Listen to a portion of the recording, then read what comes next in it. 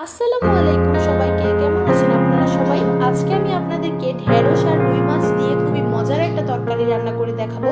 আর এখানে কিন্তু আমি মাছ ভাজার খুবই সুন্দর একটা ট্রিক্স শিখিয়ে দিচ্ছি।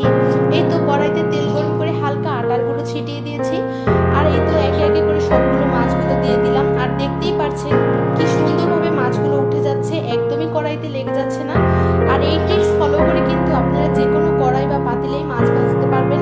যাই হোক, ওই তেলের মধ্যে আমি পেঁয়াজ কুচিগুলোকে হালকা ভেজে তারপর দিয়ে দিলাম সামান্য পরিমাণে আদা রসুন বাটা। তারপর মশলাটা কষানোর জন্য হালকা পানি দিয়ে একে একে সব রকমের ঘরোয়া মশলা যেমন হলুদের গুঁড়ো, মরিচের গুঁড়ো, ধনিয়ার গুঁড়ো, তারপর একটু লবণ অ্যাড করে সুন্দর করে কষিয়ে নিচ্ছি। মশলাটা যত কষানো হয় যে কোনো তরকারির স্বাদ কিন্তু ততই বেড়ে যায়। এই তো তারপর মশলাটা ভালো করে কষিয়ে এখানে আলুটাকে দিয়ে দিয়েছি। এখন কিন্তু আমি আলুটাকে 4 থেকে 5 মিনিট কষিয়ে নিব। ঢেঁড়সটা কিন্তু এমনিতেই খুব নরম হয়, তাই আলুর সাথে দিলে একদম গলে যাওয়ার সম্ভাবনা থাকে। তাই আলুটাকে আমি 4 থেকে 5 মিনিট কষিয়ে নিয়ে এখন ঢেঁড়সটাকে অ্যাড করে দিলাম। এখন আর কি ঢেঁড়স আর আলুটাকে ভালো করে মশলার সাথে মিশিয়ে একদম ভালো করে কষিয়ে নিতে হবে। এখন কিন্তু আমি এটাকে ঢেকে প্রায় 10 থেকে 12 মিনিট খুব ভালোভাবে কষিয়ে নিব। অনেকেই আছেন যারা ঢেঁড়স ভাজি ছাড়া একদমই খেতে চান না, তারা কিন্তু ঢেঁড়সের এরকম তরকারিটা অবশ্যই ট্রাই করে দেখতে পারেন। আমার কাছে কিন্তু খুবই ভালো লাগে।